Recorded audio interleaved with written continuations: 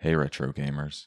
Today on Smashing Bricks, we dress up in a mascot suit and storm Nintendo headquarters with a megaphone in Crash Bandicoot for the Sony PlayStation.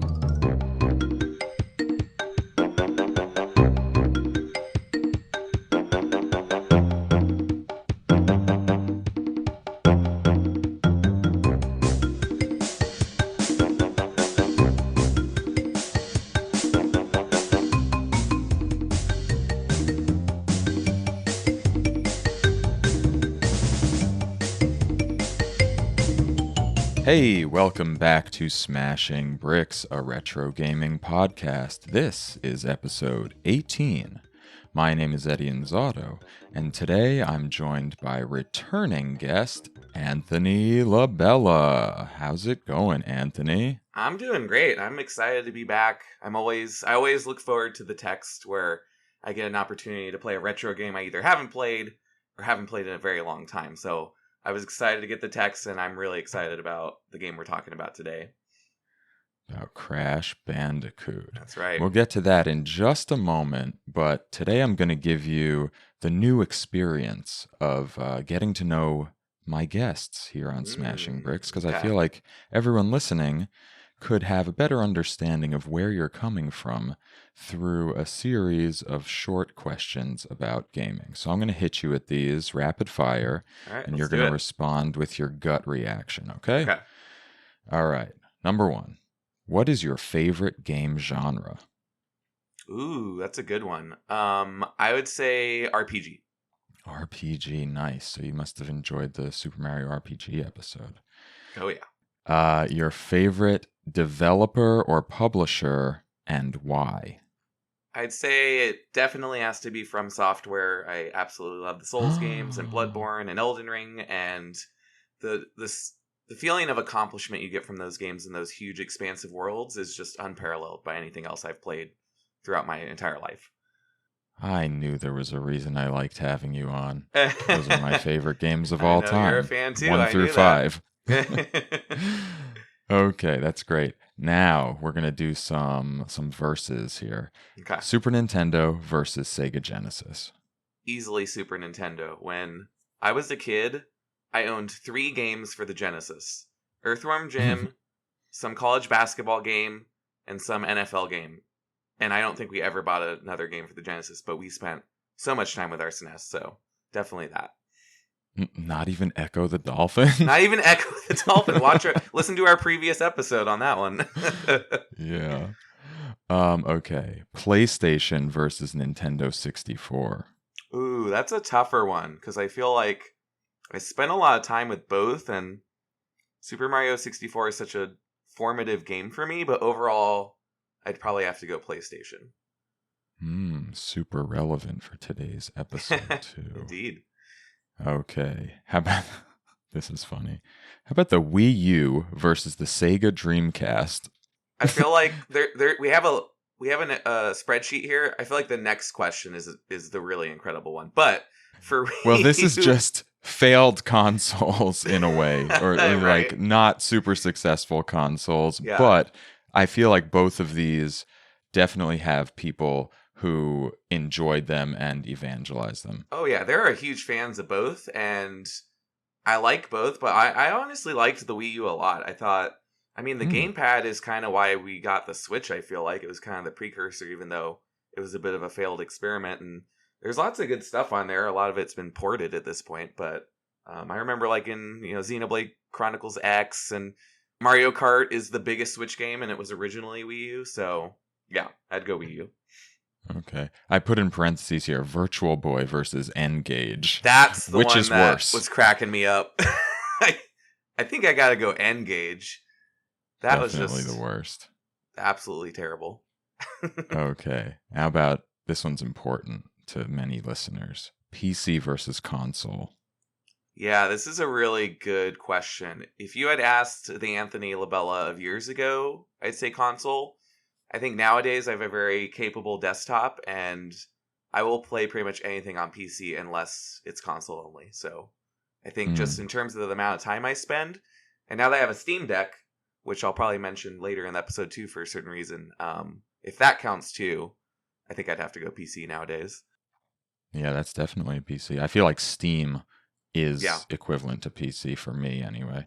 right. I don't really play anything else Yeah. on PC. Okay, and favorite console generation? Ooh, that's a good one. I guess I'd go with PlayStation 2, GameCube, Xbox era, just because I think that's when I really, really fell in love with games. Not that I didn't love them growing up and playing with Hmm. my brother when I was younger, but that's when I was a little bit older, early teenage years, and I can kind of think for myself a little bit more and find games that I wanted to play, not just ones we rented or my brother got and I played too. So I think that's when I truly fell in love and it became my biggest hobby and eventually a career in some way in an earlier life. So I think I'd go Yeah, with that era. awesome. That was a great generation. Yeah. And I have a last question that I didn't write down. Do you have a favorite game?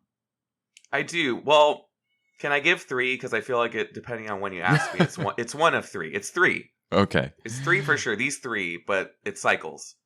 So Super Metroid, which was the first game I ever played. Period. And I Oh, usually wow. play it every few years, and I still think it's absolutely incredible. Dark Souls 1, because that was Mm. kind of my gateway into that whole franchise. I played Demon Souls first, but Dark Souls is the one I really loved. And Dark then, Souls is the Metroid. yeah, right. It's a Metroidvania. It's a Metroidvania. Did they know that? And then the last one's actually a more recent one, Outer Wilds, which came out in Oh, 2019. okay. It's the space exploration game where you Yeah. decode the language and do planet hopping. The sense of wonder I got from that game, I felt like a little kid again when I played that. So I'd say that's one of the three that I always think about. Nice. Nice. So now we all know a little bit more about you and your opinions, where you're coming from a little bit more when it comes to the games that you play. Yeah. So we have Crash Bandicoot. That's the game we're playing today. But what is Crash Bandicoot? What's like a basic overview of this game for anyone who's not familiar and who didn't play along prior to the episode? So Crash Bandicoot is a kind of 2.5D 3D platformer. Came out in 1996 for the PlayStation 1, and this was a really big release because we're right on the verge of Super Mario 64 coming out, which I think we'll kind of mention the timeline later. Donkey Kong Mhm. Country is really big on the SNES.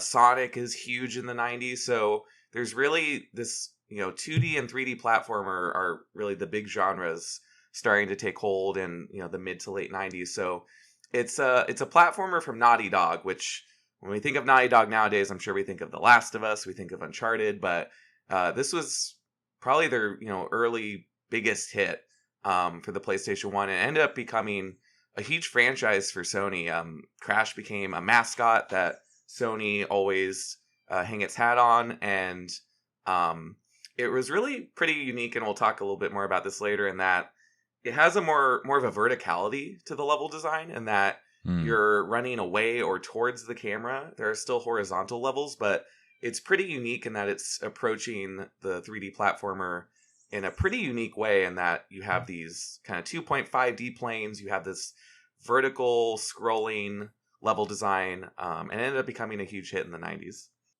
Yeah, they kind of commit to the Z axis into and out of the Right. screen. I think it's pretty cool. Yeah.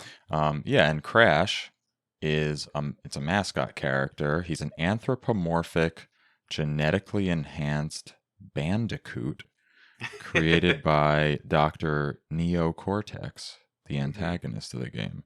And he sets off on a journey to rescue his girlfriend, I think.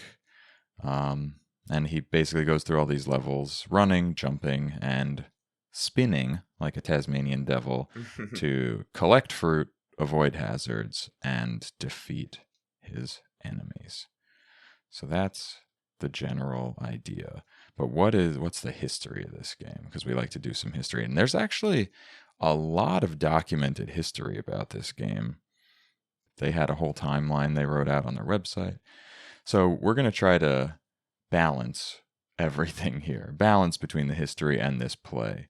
But we had the game released on September 9th, 1996. Really key moment in the history of video gaming for the Sony PlayStation. As you said, it was by Naughty Dog.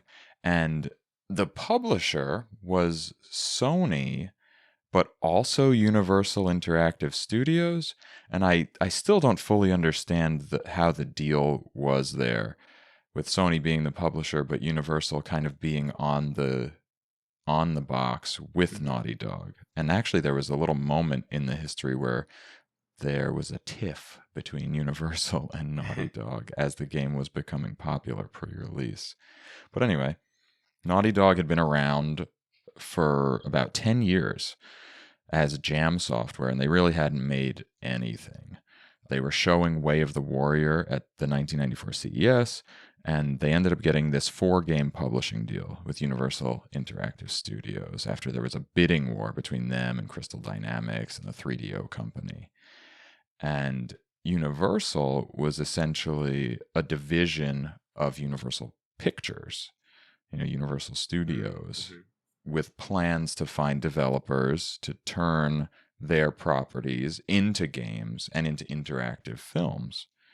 So that's how they got involved with Universal. And this was only 2 guys at this time. This was just Jason Rubin, the designer director of this game, and Andy Gavin, the programmer. So an artist and a math guy. They're from Boston. They get this deal. They jump in the car. They drive to LA. And they're trying to figure out what these games will be along the way, or at least what the first game will be in this 4-game deal, or the second game, because they were showing their already made game, Way of the Warrior. And as you said, where they got most of their influence from Donkey Kong Country, it seems like, right? So yeah, they took this inspiration. They were seeing arcade games transition to 3D, and they were looking at Donkey Kong Country specifically as an influence from that SNES era. So they wanted to think about this over-the-shoulder perspective, and I love this note that they called the style of game Sonic's ass game. So what if we were behind Sonic the Hedgehog? What a thought. Right. We're just going to be looking at Sonic's ass the whole time. We're just going to be lingering and hanging back. Yeah. So, at the time, Mark Cerny, who maybe nowadays from Sony, really involved with the Sony PlayStation 5 and developing that and the 4, he was the VP of Universal Interactive Studios at the time. And he loved it, and they decided to focus on the mascot aspect, which you mentioned earlier. Sony didn't really have a mascot that they could tie to the PlayStation 1 at this time, and they were looking for that big splash. Sonic, put Genesis on the map, put Sega on the map, obviously Mario with Nintendo. So Sony was looking for that same thing with the PlayStation. So Crash Bandicoot seemed like a potential mascot. So in about 1994, I think it was September 94, they signed with Sony and paid $35,000 for a dev kit and worked on the game for about 18 months. Yeah, that's crazy that they would have to pay that much money up front just to be able to build a game on the system. Just for the dev kit, yeah. Yeah, and the other systems of the time were not really doing well. The 3DO, the Jaguar, the 32X, and the Saturn were some of the other consoles that they could look to as a landing pad for this game. And those were not the best idea at the time. Yeah. So they took it to Sony. They used a Silicon Graphics based workstation, like those super expensive $100,000 ones that were similar to what was used on Donkey Kong Country again. And that's how they built this game rather than how a lot of other games were being made. You can listen to the Myst episode recently where those guys were building their game on just a basic home computer, not even like a good one. So this is a total different path that they took. So they started working on this game. They spent 18 months in development. They took sort of, remember when we talked about GoldenEye, how they just kind of took a experimental approach, just had ideas and threw them at the wall and whatever they stuck. Came up with, it would go in. Yeah. This seems like they did a lot of that in this game as well. They wanted to do a 3D platformer, but in order to render the game, they had to restrict their levels to these 2D, 2.5D planes, and then use the different orientations throughout the game to make each level different. So there's a lot of trial and error design to these levels rather than drawing them out in advance and then rendering them. And as they were going, they designed new characters. They designed Crash, sort of not at the beginning, but somewhere in the early stages. Then they figured out the design for the main antagonist. They realized that some of their levels were solid as far as structure, but they were empty because the PlayStation couldn't render a lot of 3D models at the same time. So they started adding the Wumpa fruit that you have to collect. And then they didn't like how that was working because they had to render these fruit. So they decided, oh, let's put them in boxes. And then we can have the fruit and we can have other items and upgrades and stuff. And they wound up making a 3D Super Mario Brothers one, basically. Instead of bricks and question boxes, now they had crates and metal boxes. It's funny how I never thought of it that way. Yeah, I never thought of that way until you said it. But absolutely, it's back to Super Mario Brothers 1. Yeah. And for this character, they wanted to make a mascot character because they saw the success of Mario, obviously, and they saw the success of Sonic, and we already talked about this, the Sonic's ass game. So they wanted to figure out how to make a successful mascot, and they tried to do what Sega and Warner Brothers did, designing their characters, Sonic and the Tasmanian Devil, and take a cute, real animal that no one knew about, that's a quote, and turn it into the mascot. So they bought a field guide on Tasmanian mammals and then picked out the wombat, the bandicoot, and the potoroo, which I had never heard of, as their main options. And early on, they were going with Willy the Wombat, which was a terrible name that happened to already be taken. What are the odds? Hudson Soft had made a Japan-only Saturn RPG called Willy Wombat, which is just insane that they came up with that same name.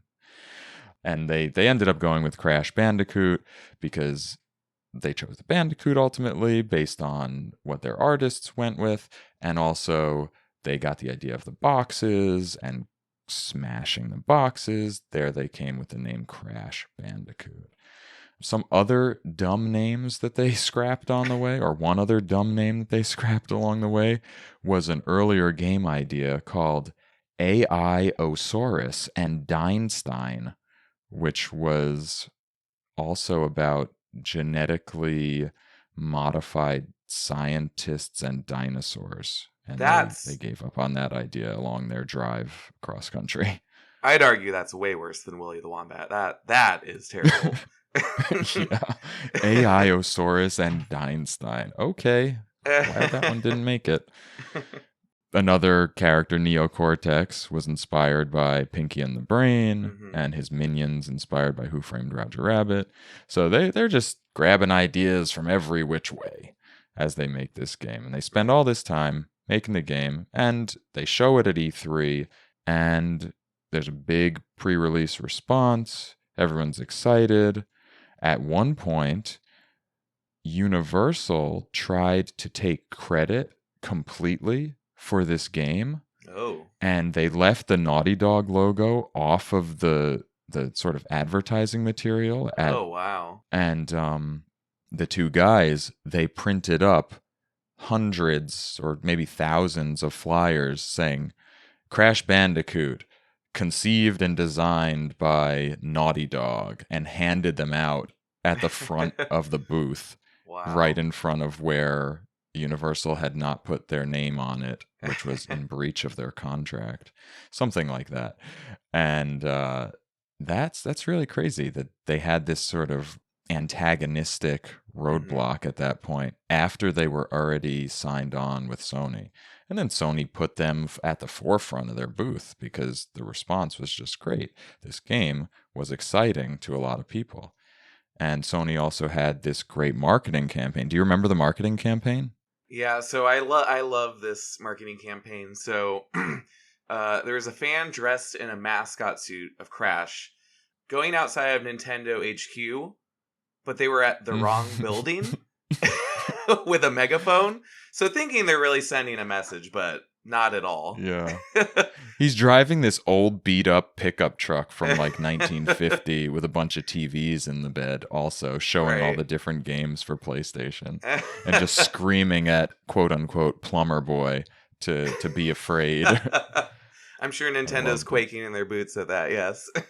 Hmm. But they started, there's police at the grocery store, and they're saying, don't underestimate the power of PlayStation. They're I harassing love that people at line their so much. homes. Yeah. They're harassing people at their homes with details about the PlayStation and its library and just, the greatness of the PlayStation to anyone that's around, which is hilarious. Yeah. Yeah, and he was on a Pizza Hut commercial at one point, random, screaming in the window at the people, you gotta eat it backwards, it's a stuffed crust. And then at the end, they're just like, PlayStation coming. I was like, what? How do these go together? Really interesting. But yeah, I love that one. So it's like, it's a fake police report or a fake news report with the police outside of Yeah. a grocery store. And there's just a guy, and he's not in the Crash suit yet. He just had the tiki mask on, and he's just like jumping around the grocery store, like spinning and doing all the Crash moves prior to doing the suit Right. commercials.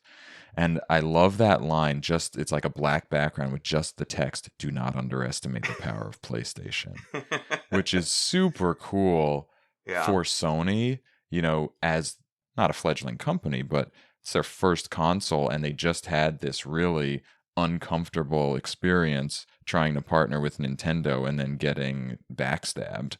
Yeah. So they're like, okay, well, here we go. So they had that. Then they had the "You Are Not Ready" ad campaign. Super cool. I loved that early PlayStation stuff, even though I was a big Nintendo fan. And I was like, nah, Nintendo 64 is way better. But Yeah. the looking back, the advertising, the marketing was cool. Right. There's a confidence behind it, right? Even though they're new in the space, there's a certain confidence and kind of charisma to some of these ads, whether you find certain commercials successful or not. I mean, PlayStation and Sony were definitely leaning in hard on the marketing at this time. Yeah.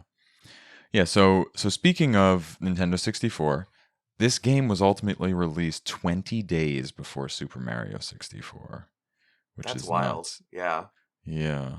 Some of the other games around this time that were similar in some ways, Donkey Kong Country 2 and 3 were released sort of bookending this development period in 95 and 96, and Donkey Kong Land 2 and 3 in 96 and 97. DK64 came much later in 99.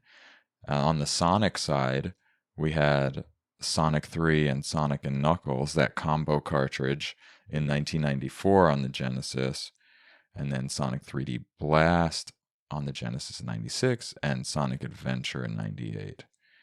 As far as the Saturn, Sega had Nights into Dreams, and I guess Sonic Adventure also. Nights into Dreams in 96. Oh no, Sonic Adventure was on the Dreamcast, Yeah, wasn't it? that's a Dreamcast game. Yeah, yeah. So Nights into Dreams was where Sega was going on the Saturn. And other PlayStation games in 96 that were also kind of leading the PlayStation charge in my memory were Tomb Raider and Resident Evil. Oh, sure. I think there was a Tekken.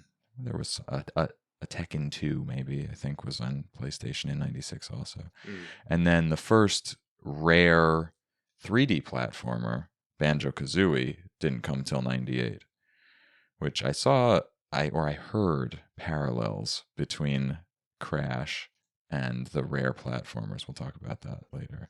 Yeah. Was this game a success, Anthony? Oh, Crash 1 and the whole franchise, but Crash 1 specifically was a huge success. It sold 1 million units worldwide in 1996.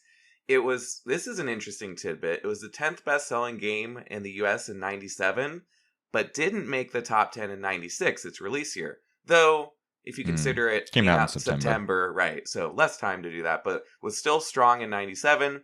It was the 4th and 5th best-selling PlayStation game in the US and Europe in '96, so it was still successful in those handful of months.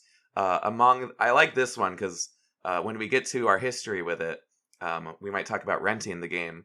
Among the top 10 rented games at Blockbuster in the first 4 months after release. So people were getting out there and renting it. They were seeing the marketing and at least trying it out that way. And by 2003, there were 6.8 million units sold, which makes it the 11th best-selling PlayStation game, behind some other games in the franchise like Crash 2 and Crash Warped. Yeah, interesting that the follow-ups did a little bit better, but it makes sense because people recognized the franchise by then. Right. It scored well. The game rankings aggregate was 80%, where we got, CVG gave it a 4 out of 5, EGM 33.5 out of 40, Game Informer 9 out of 10, Game Players Magazine 8.8 out of 10, Game Fan rated on a 300-point scale and gave it a 298. Okay. GameSpot didn't love it. I want to see who wrote that review. 6.8 out of 10. IGN 7.5 out of 10. I wonder if that came later, or if it was at the time, because IGN I think grew out of N64.com, so this must have been later. Oh, okay, yeah. Right? Yeah, I think you're Next right. Gen Magazine gave it a 3 out of 5, and PlayStation Official Magazine UK 9 out of 10. Also won some awards. Game of the Month at EGM and Game Fan. I don't think any Game of the Years though. Right. It spawned a long-running series, 8 games in the series, which I won't list, 4 racing games, 3 party games, a few spin-offs, but Naughty Dog only did the first 3.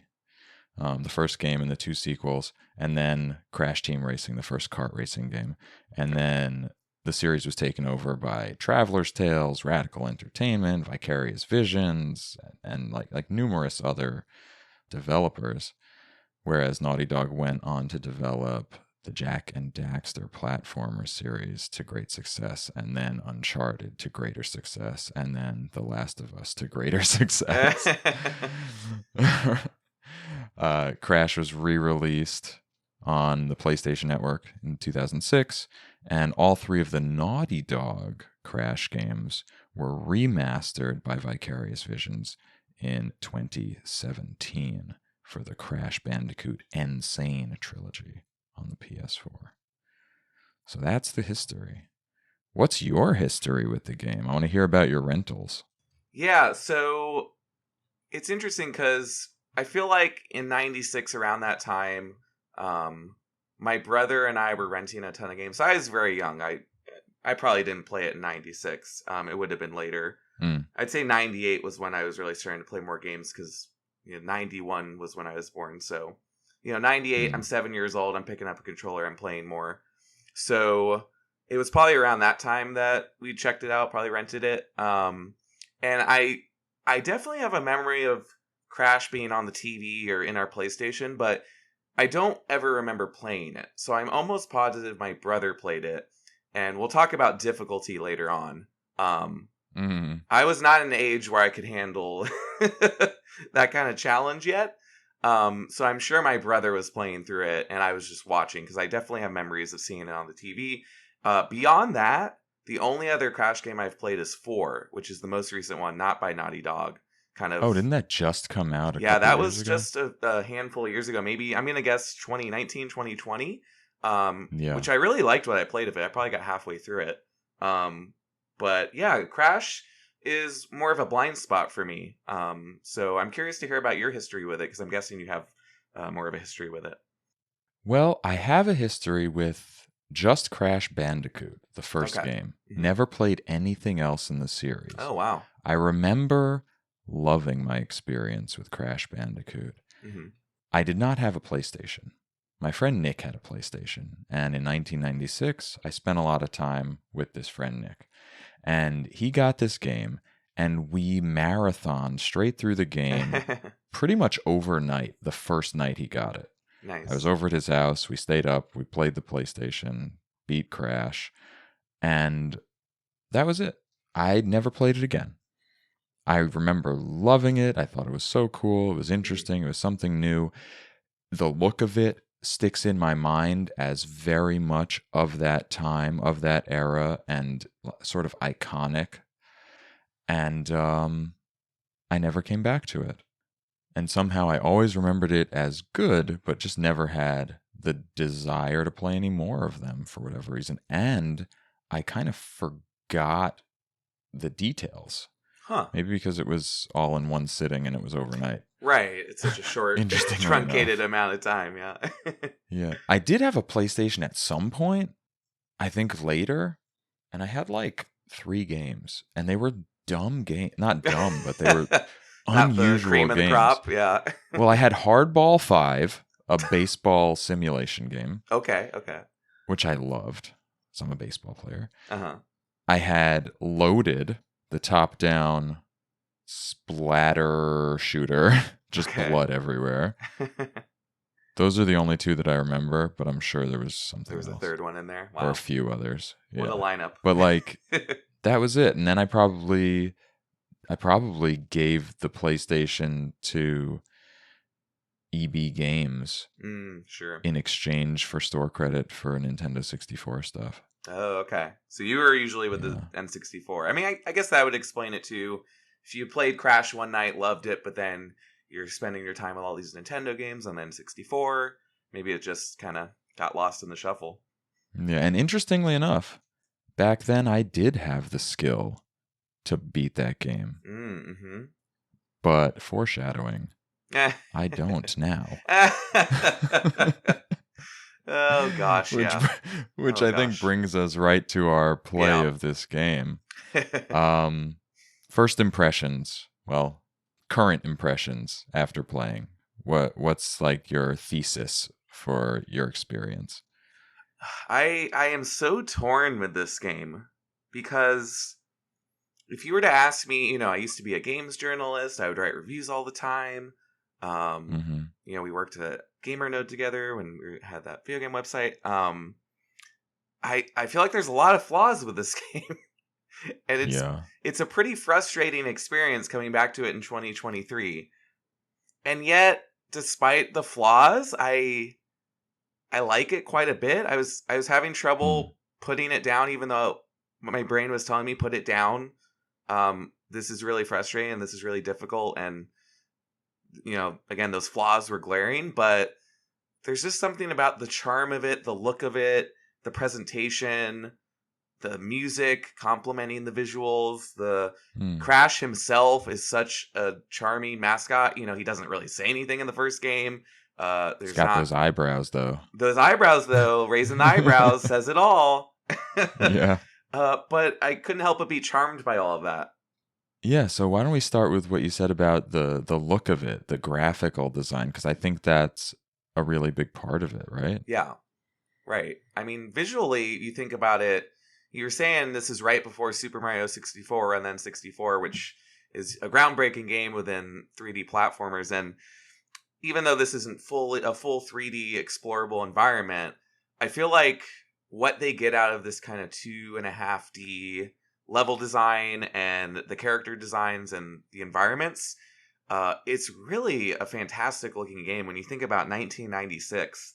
I think some of the variety ends up lacking, and we can dive into more of that later when we think about the last island and some of those levels. But it just right out of the gate, it's so vibrant. There's so many colors, and those level and character designs and enemy designs really pop within that vertical structure and sometimes horizontal structure. So I ended up being super impressed with it visually, and I think that held my attention quite a bit while I was playing it. Yeah, I was surprised by the graphics, actually, because they do have that classic PS1 look. And by the classic PS1 graphical look, I mean, some people are going to hate me, noisy or like muddy textures. And they always have this illusion, or maybe not illusion, of motion. It's a static wall, but they're like swimmy. Moving anyway. I always think of it as swimmy. Yeah. There's swimmy textures, yeah. Such a weird graphical style, but overall, they managed to put their polygons together in such a way that make this still look surprisingly good, not only for Crash himself, but the world around him, because it's fully rendered in 3D, and it has this shift to it because there's a perspective effect, especially on the levels where you're going into the screen on the Z-axis or running Right out towards the camera. from the rear, the depth of the screen. It's like a diorama, really. Yeah. They create a diorama inside your TV with their graphical style, and it looks really good. They have pretty smooth polygons on Crash himself for 1996.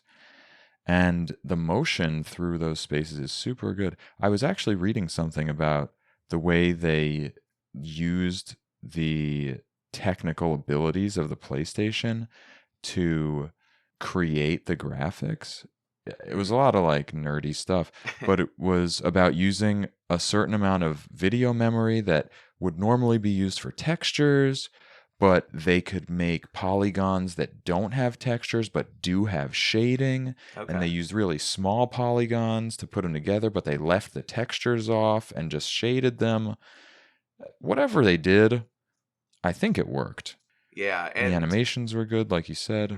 and you bring up the perspective, and I think the perspective aspect also plays into those visuals. I think that should be considered part of the presentation, and we'll Hmm. talk about whether that hinders the gameplay at all or if it enhances it a little later. But you brought up Resident Evil came out the same year, and it might sound like a strange connection, but a lot of people criticize Resident Evil for those static camera angles because you have to have the tank controls to make that work. But it creates this really incredible presentation in Resident Evil, and I feel like that's the same thing for Crash in that these vertical levels, this running away or running towards the camera, really enhances the presentation in a way that, again, 2023 playing a PS1 game, I really thought it looked great. And there are a lot of games from that era, that early 3D era, that do not hold up well. And think N64 games, I feel like a lot of the times don't hold up super well visually, but some of these early PS1 games do, and I think Crash is a great example of that. Yeah, that perspective, I think, makes it a little exciting and cinematic because you're Yeah. going in a way that you haven't really experienced up to this point before, right? Because this is designed like what you might expect a 3D Mario game to be at that time, right? Sure, yeah. You have these straight runs, they're in 3D, but they're in one direction. You're going sideways like a regular Mario game, but you can go a little bit in and out of the screen on that 2.5D axis. And then you're doing all the same things that Mario would do. You can jump, you can spin like Super Mario World. He has the spin move. Right. You're smashing, not bricks, you're smashing boxes. You're jumping on enemies, right? That's how you defeat enemies. You either spin them or you jump on them. You collect apples, and if you get 100 of them, you get a free life.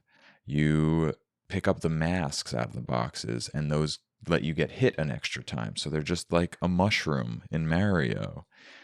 And then you look at the DKC side, Donkey Kong Country, and you've got things like hidden collectibles and getting the three faces of either your girlfriend or of Cortex to get a bonus level. And you ride on a boar in some levels. And it feels like this sort of missing link almost between the 2D platformers on Nintendo consoles and whatever 3D platforming would become eventually on everything. Right, that's a great point. I never thought of it as that it's bridging that gap between the two. And it's kind of strange that, Super Mario 64 is right after this, because like you said, you would think this would be the next game in that lineage, right? That you had your 2D plane, now you're playing with 3D a bit, but you're keeping those things of, the blocks or the boxes you're hitting.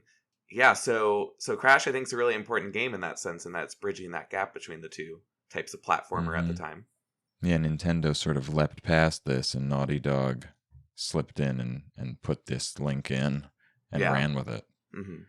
Yeah, so what about the music? The music was the first thing that struck me, because like right when you turn the game on, it's got the doom doom doom doom doom doom doom. Right. It's got it's like this weird. I don't even know how to describe that, but it sounds like a rare platformer, a rare 3D platformer, yeah, which that's what I was didn't come trying to out think of. until 2 years later. Right. So maybe this was the influence. Rare influenced Naughty Dog with Donkey Kong Country, and then Naughty Dog influenced Rare with their following games, at least in this aspect. all these like silly sounds, almost like Yeah. a carnival or Kind of just cartoonish. random Yeah. stuff. Definitely cartoonish for sure. Yeah. Yeah.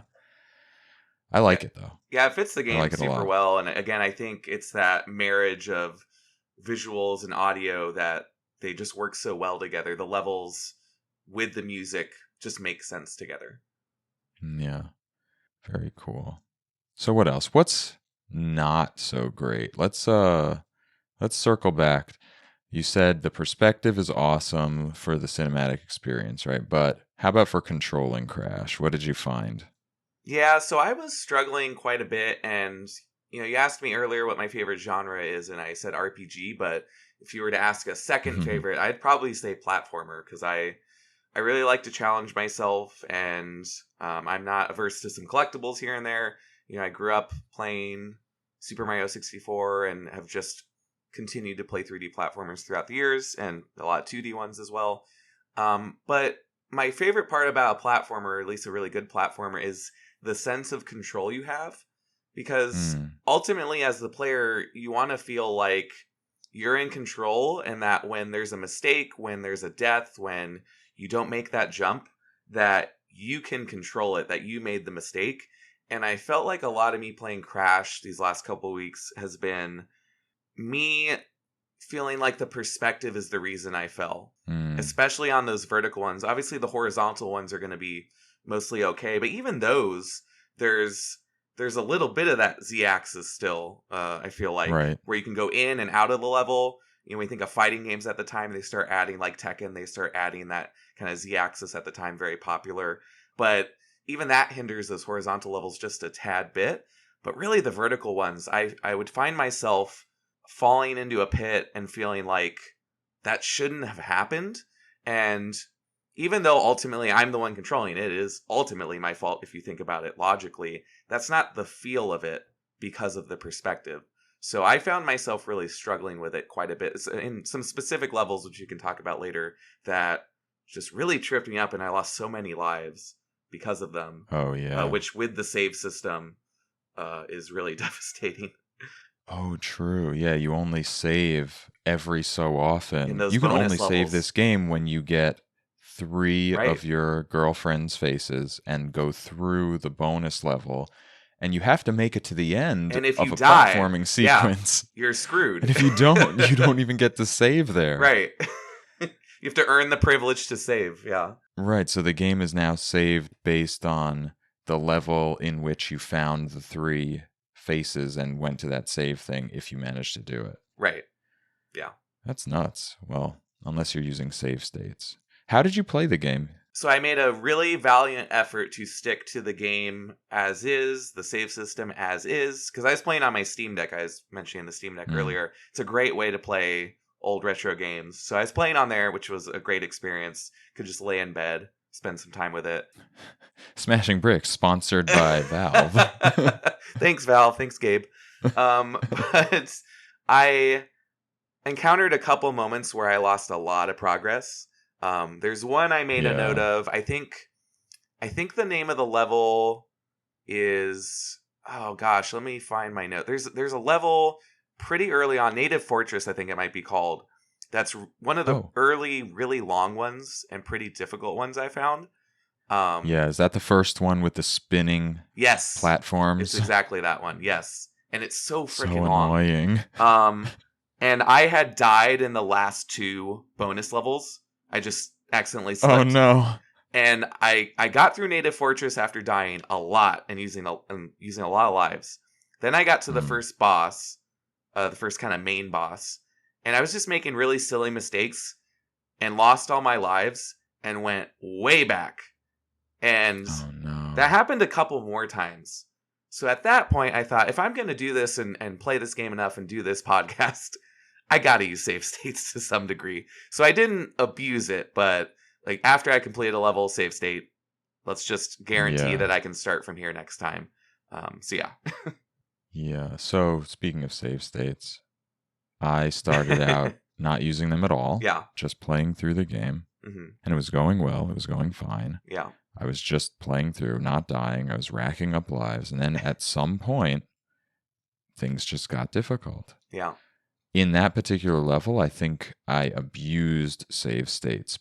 Not because I was at risk of dying, but just because it may not have been that one. It may have been a future fortress level. Sure. You know, they had these sequences where you have to jump and spin and you change a vertical oriented platform to horizontal. And then Oh, you yeah. jump to a solid platform on the left, then the spinning one in the middle that is horizontal now for a temporary period of time, Hmm. and then a solid platform on the right. And then to go up again, you have to jump and spin attack on the next vertically oriented spinning platform and turn it horizontal. And it's this pattern. And it's like 6 levels of this.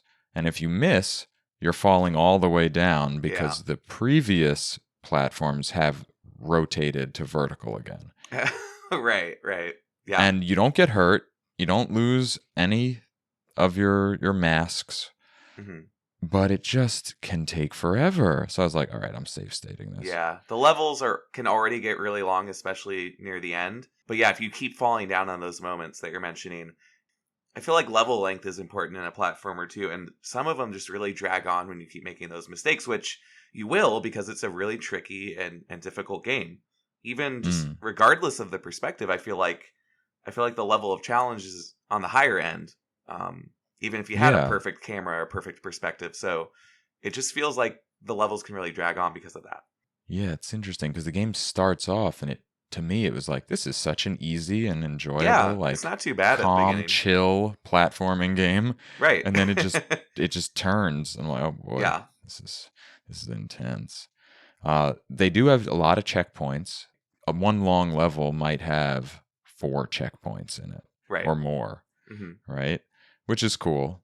You know, previously in other games, you might have seen 1 or 2 checkpoints in a level. So Yeah, they are that's pretty good. generous with them. That's true. But sometimes the checkpoints, they will put a checkpoint, then have an easy section, and then a hard section, and then checkpoint at the end of the hard section, rather than a checkpoint right at the beginning of the hard section. Oh, You know what I mean? yes. Like, so if you were Absolutely. Hmm. checkpointed right at the beginning of a hard section, and then you get through it and then have another checkpoint after it, I don't know. There's something about it. The way that it was done, I found that there were a couple times where I kept dying in the same place. And when I finally didn't die, the checkpoint was like literally just off the screen to the side. Oh, I no. was So like, you were man, I right was so there. close that Yeah. many Ugh. times. Such a devastating feeling. I know. Yeah. Did you have trouble? I made a note because when you say that, it makes me think of some of the checkpoints I feel like are pretty far apart and get to some of what you're talking about. There's a level called Road to Nowhere. Do you remember that one with the bridge? The vertical bridge with all the missing pieces? Yes.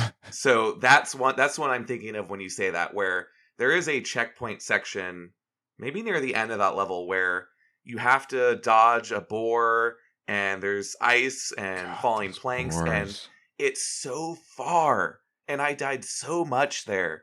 It was Yeah, I save brutal. stated that one. I can understand it because that is rough. What's that about? Like halfway through the game?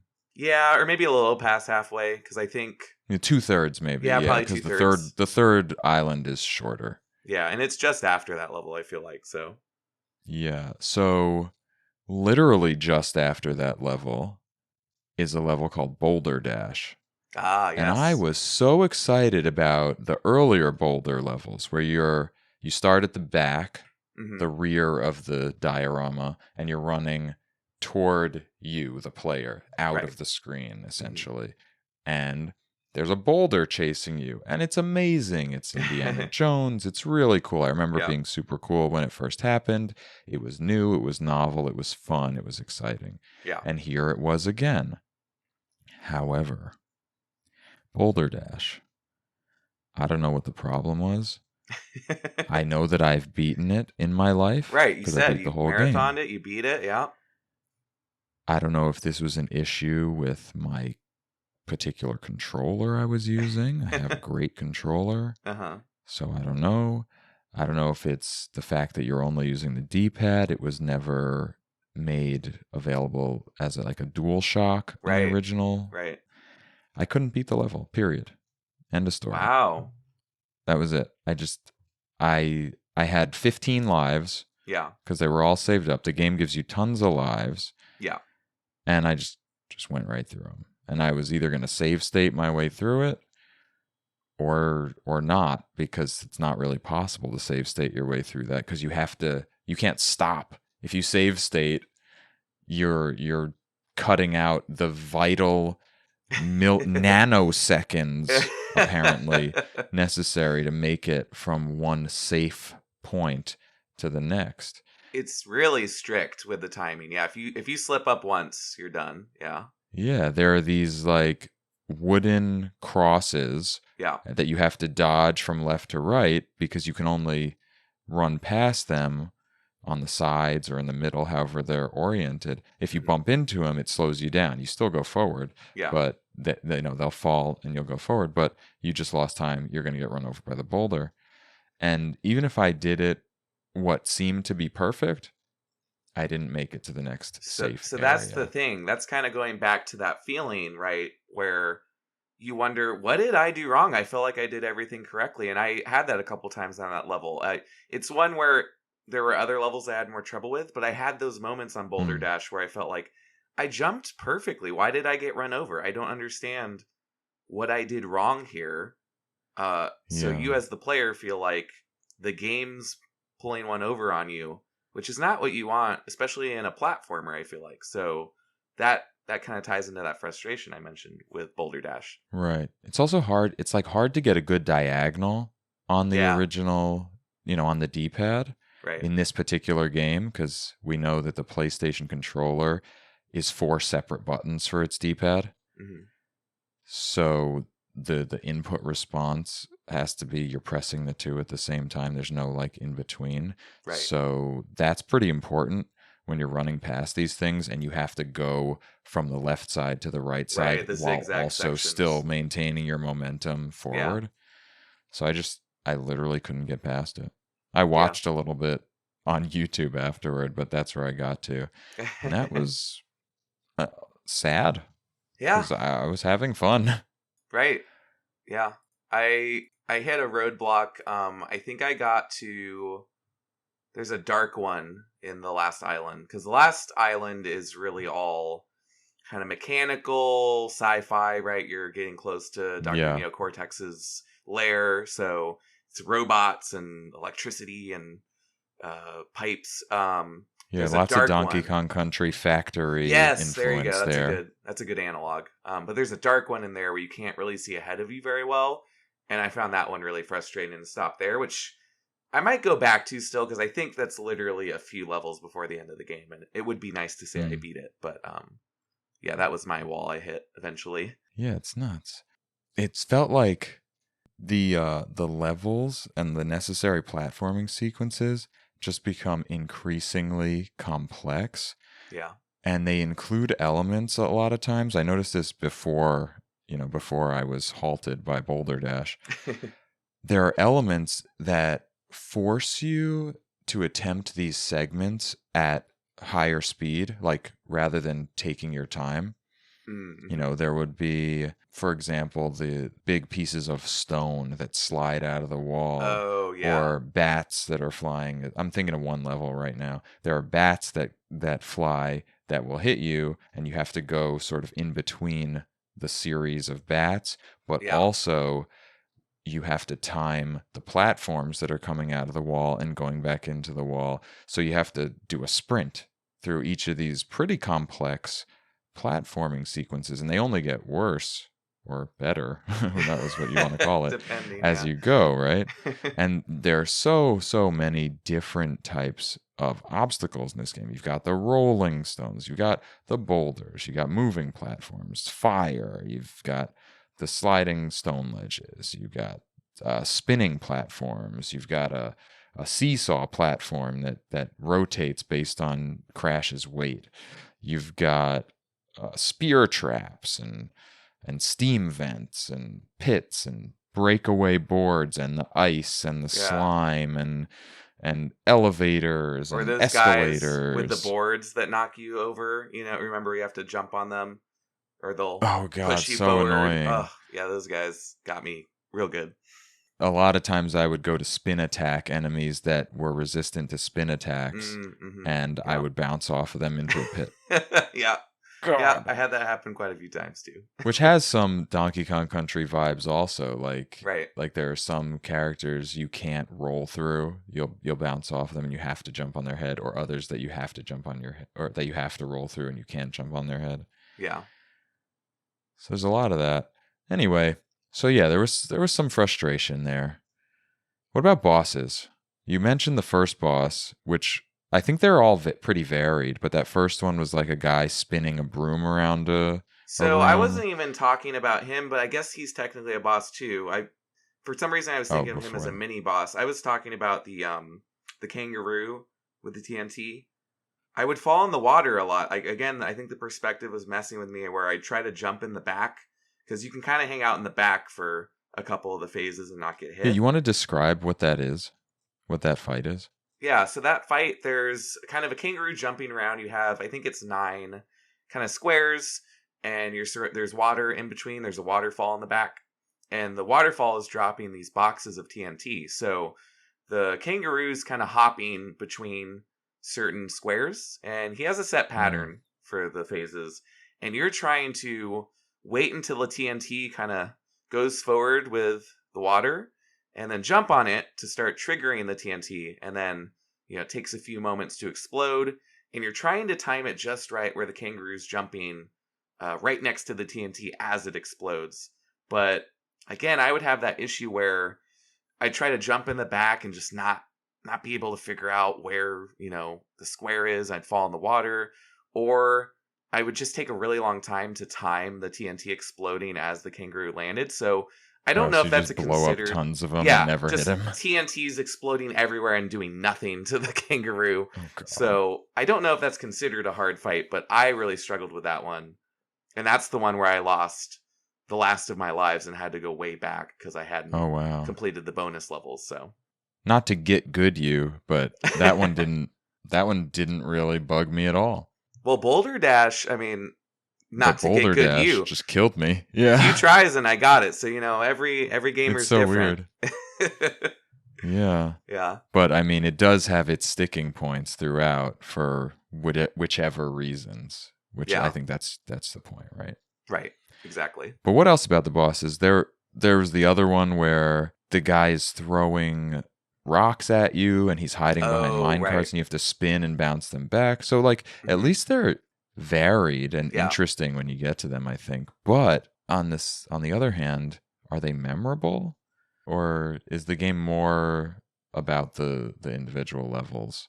I think don't know. if people think back of their fond memories of Crash, it's all the individual levels, but Yeah. I do think those interludes of a boss fight between the brutal level design is really necessary because Oh, they're like a rest. yeah, I considered it like, oh, I can actually breathe for a second. Even though I struggle with the kangaroo, I didn't feel stressed in that fight other than the pressure of the lives counting down. And the one you mentioned where you're knocking back the boulders in the lava area, I felt like I could take a breather, kind of calm myself for a moment, bring the blood pressure down a little bit. And I think that's really necessary to get through the levels because, I mean, we talked about our frustrations and how difficult it is. If you don't have that, I think it really gets overwhelming to a point that detracts from the overall experience. And I still feel it detracts somewhat, right? Just with how difficult the game is. But I was able to get pretty close to the end. Like I enjoyed it enough to get pretty close to doing all the levels. I don't know if I would have felt that way if it was just nonstop without those boss fights in between. Gotcha. Okay. So I think we're getting pretty close to the end here. Is there anything else you feel like we missed? Some of your favorite parts or least favorite parts, or any notable moments or specific elements that should be mentioned? Yeah, a couple of notes I mentioned, just a few kind of miscellaneous notes that were on my mind. The Boulder Dash level, I kind of laughed at it because, and even the earlier one, because it just makes me think of Nathan Drake running away from the truck in one of the Uncharted games. And I'm thinking, oh, Naughty Dog's been doing it since 1996. It's not, I guess this was in their DNA from very early on. Yeah, that's interesting. Yeah. It's fun to see how these things move forward. I never played the Jack series, which I really would love to play. Yeah, I only played a bit of the first one, and I've always heard really good things. Hmm. So yeah, that would be one too. And kind of thinking about the Naughty Dog DNA and lineage as well, I was surprised that there's really no story at all, because I don't remember from when I Yeah. was a kid seeing my brother play it. I don't know. I always felt like, and maybe the later games do this. I felt like there's some kind of overarching story, some context for these characters. Crash 1, there's Crash. Here's a level. Get going. There's not really much of a narrative at all, which I was a little surprised by. Yeah, he just kind of bursts out of what is it? Neocortex's lab Right. castle thing, Yeah. and then go. Right. Okay. That's it. That's all Go you need. for it. All right. Okay, so at the end of all of our episodes, we have played this game, and the point is to see if these games are worth going back to, if we felt this was worth going back to, and if anyone else who hasn't gone back and played with us should go back to play it now. In other words, would you call this game more of a smash or more of a brick? So, Anthony, I pose this question to you. Yeah, again, I'm so conflicted on this one, and I want to again preface it by saying I like Crash Bandicoot, even though we were pretty negative overall. Again, it's a weird thing where I feel like the charm of it and the presentation make up for some of those gameplay issues, and I really feel like that's almost the Naughty Dog MO, right? Where Uncharted, the gunplay is all right. Last of Us, same thing. Jack 1, when I played it, I thought it was okay, but it's really the world, it's the presentation, it's the story. But the camera perspective stuff, the checkpoints and just how long they are, and I didn't even bring this up, but the last island being all kind of industrial and mechanical, I felt it lost some of its charm in that final island. So I think with all of that, even though I'd say I like this game, I don't know that I could call it a smash. I think I'd have to go more of a brick for me. Okay. So it's a brick from Anthony. As for me, it's a mixed bag again. Yeah. So I might ultimately not categorize this as a great game. Yeah. With its problems. Mm-hmm. But I did have fun early on, and difficulty is an interesting thing because it can make or break a game. And I like a lot of games that are very difficult. Right. We talked about, we both love Souls, the Souls series, right? Yeah. Whether I'm good at them or not, those I happen to be good at. Other difficult games I'm not good at, and I still like them. Mm-hmm. See Ikaruga. Ooh, sure. For an impossible game too. That I think is great. And other games I think are just awful because the difficulty is not appropriate within the scope of the game design. Sure. It doesn't add anything. This one, it's sort of in the middle. Yeah. But ultimately, I think this game is commendable. Mm-hmm. And it's absolutely historic. Yeah. So I think that makes it worth playing, even if you only play halfway or 2/3 of the way through to get the flavor. Because we actually left some things out, like you can go back in and you can try to get all the boxes on a level, which then unlocks gems, mm-hmm. which give you different paths and secrets. Yeah. You can get hidden things in the background by jumping through certain hidden in plain sight paths. So there's a lot of super interesting stuff that is fairly unique to Crash. Yeah. Maybe not strictly unique, but definitely a rarity in game design. So for that, I think it's worth playing. I'm going to call it a smash. Okay. But with you calling it a brick, Crash Bandicoot, because it did not get a unanimous smash decision, is ultimately a brick. And it wasn't/isn't worth revisiting in 2023 and beyond. uh, So that's where we landed. Yeah, that was a tough one because, yeah, again, I mostly enjoyed my time. I like the game, but I think just for where I'm at in my life for 2023, just the gameplay expectations of people nowadays, Yeah. I don't know that aspect holds up very well.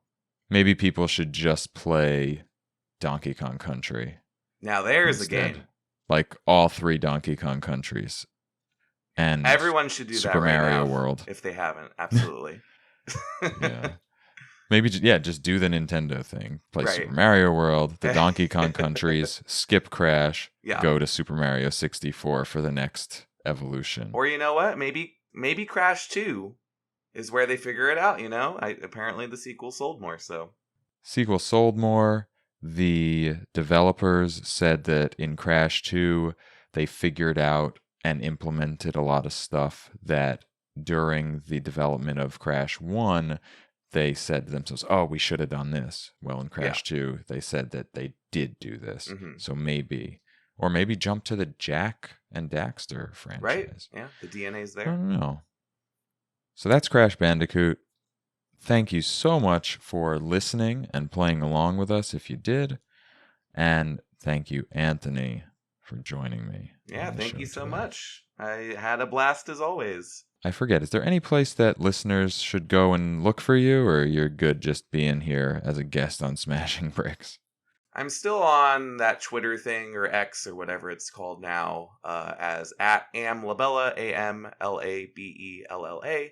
It has a link to a blog I almost never post on, but my Game of the Year stuff from last year's on there. I was pretty proud of what I wrote for that, so I'd recommend checking that out if you'd like to see any of my writing. I absolutely will go check that out. I used to read everything you wrote. You did. And gave some great notes. Awesome. Thank you very much. Okay, so go find Anthony there and look for Smashing Bricks on your favorite podcasting platform, where you can leave us a generous and helpful 5-star rating and review completely for free. If you want to go above and beyond and support the show monetarily, however, you can get some fun perks and even some exciting input into the show via upcoming Patreon picks episodes. That's where you'll get to declare the specific games that we play. So head over to patreon.com/smashingbricks and become a patron for as little as $1 or $5 a month, or even up to $75 to earn yourself a special co-host appearance on this show. Ooh. One of the most important perks, though, is for everyone, and that is bi-weekly episodes instead of monthly ones. Once we have that support, everyone's going to get twice the number of episodes. So again, that's patreon.com/smashingbricks.